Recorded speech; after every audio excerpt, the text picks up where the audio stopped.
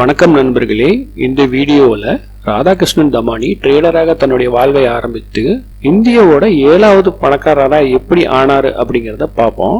அவருடைய சொத்து மதிப்பு 1,69,802 கோடி. 1954 ராதாகிருஷ்ணன் தமானி ஒரு மார்வாரி ஃபேமிலியில ராஜஸ்தான்ல பிறகுறாரு. அவர் அதிகமா எதுவும் படிக்கல, பிகாம் ஃபர்ஸ்ட் இயர்லயே காலேஜை விட்டு நின்னுறாரு. அவருடைய ஃபேமிலி, அவரோட ஃபாதர், பிரதர் எல்லாமே ஸ்டாக் புரோக்கிங் பிசினஸ்ல இருந்தாங்க. ராதாகிருஷ்ணன் தமானிக்கு ஸ்டாக் புரோக்கிங் பிசினஸ்ல இன்வால்வ்மெண்ட் இல்ல, அதனால அவரு பால் பேரிங் ட்ரேடிங் பிசினஸ்ல இருந்தாரு. திடீர்னு அவரோட ஃபாதர் இறந்துடுறாரு. அதனால ஏற்படுற நிதி சூழ்நிலையை சமாளிக்க அண்ணனோட இணைஞ்சு ஸ்டாக் புரோக்கிங் பிசினஸ்ல இன்வால்வ் ஆகுறாரு. 32வது வயசுல அவர் முதல் முறையா ஸ்டாக் மார்க்கெட்ல ட்ரேடிங்கும் இன்வெஸ்டிங்கும் பண்றாரு.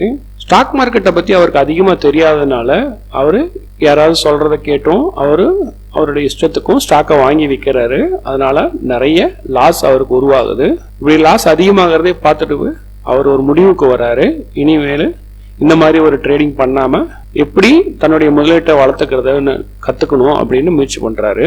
1980களில் பாம்பே ஸ்டாக் எக்ஸ்சேஞ்சில் ஒரு மிகப்பெரிய ட்ரேடர் மனு மணிக். அவரு அந்த காலகட்டத்தில் ஸ்டாக் ஷார்ட்டிங்கிற மெத்தடை யூஸ் பண்ணி நிறைய சம்பாதிச்சிட்டு இருந்தாரு.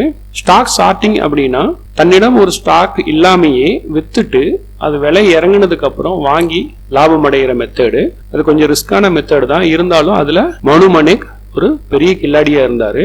அவருடைய அந்த ட்ரேடிங் மெத்தடை இவர் உன்னிப்பா கவனிச்சு நிறைய நுணுக்கங்களை கத்துக்கிட்டாரு. 1992 ஹர்ஷத் மேத்தா ஸ்கேம் ஏற்பட்டது.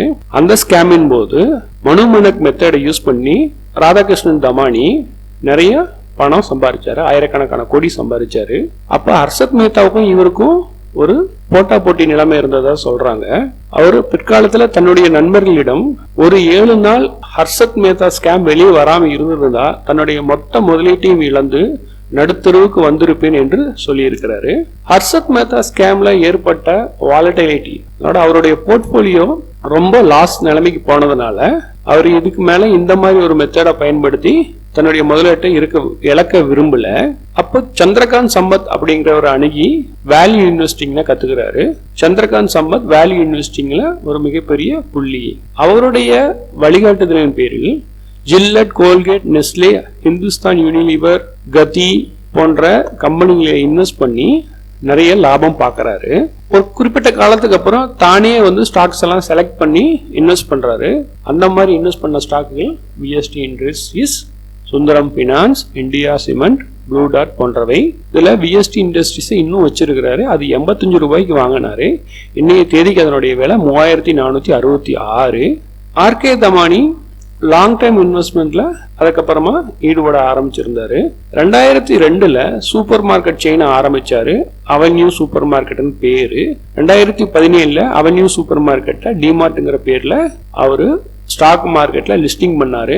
ஸ்டாக்கோட பிரைஸ் 299, ஓவர் சப்ஸ்கிரைப் ஆகி 604 ரூபாய்க்கு லிஸ்ட் ஆச்சு. அந்த ஸ்டாக்கோட இன்னைய விலை 3680 ரூபாய் ஆகும். டிமார்ட் இந்தியாவில் 327 லொகேஷன்ல இருக்கு, 10 மாநிலங்களில் இருக்கு, ஒரு யூனியன் பிரதேசத்துல இருக்கு. தன்னுடைய ஸ்டாக் இன்வெஸ்டிங் மெத்தடை பத்தி அவர் கூறையில தான் ட்ரேடிங்கை யூஸ் பண்ணி கேபிட்டலை பெருக்கியதாகவும் இன்வெஸ்ட்மெண்ட்டை பயன்படுத்தி தன்னுடைய சொத்தை பெருக்கியதாகவும் அவர் கூறியிருக்கிறாரு. அதிகப்படியா வேல்யூ இன்வெஸ்ட்மெண்ட்டை நம்புவதாகவும் ஃபண்டமெண்டலி ஸ்ட்ராங், அடிப்படையிலேயே நல்லா இருக்கிற ஸ்டாக்கு குறைஞ்ச விலையில கிடைக்கையில வாங்கி வச்சிருந்து பொறுமையா லாபம் பார்க்கறது தன்னுடைய முறை என்னன்னு சொல்லி இருக்கிறாரு.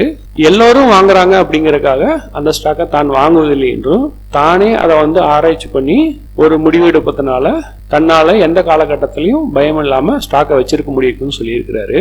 தவறு செய்யறதுக்கு பயப்படாதீங்க, அதனால பெரிய ஆபத்து இல்லை, அதை கத்துக்கிட்டு அடுத்த படிக்கு முன்னேறுங்கன்னு சொல்லியிருக்காரு. ரொம்பவும் பேரசப்படாம உங்களுக்கு என்ன கிடைக்கிறதோ அதை வச்சு சந்தோஷமா வாழ கத்துக்குங்க அப்படின்னு சொல்லியிருக்காரு. தான் பேலன்ஸ் ஷீட், ப்ராஃபிட் லாஸ் ஸ்டேட்மெண்ட்டை விட கம்பெனியை யார் நிர்வாகம் செய்கிறார் என்பதை முக்கியமாக பார்க்கிறேன், அதனுடைய முதலாளி யார் என்பதை முக்கியமாக பார்க்கிறேன் என்று சொல்லியிருக்கிறாரு.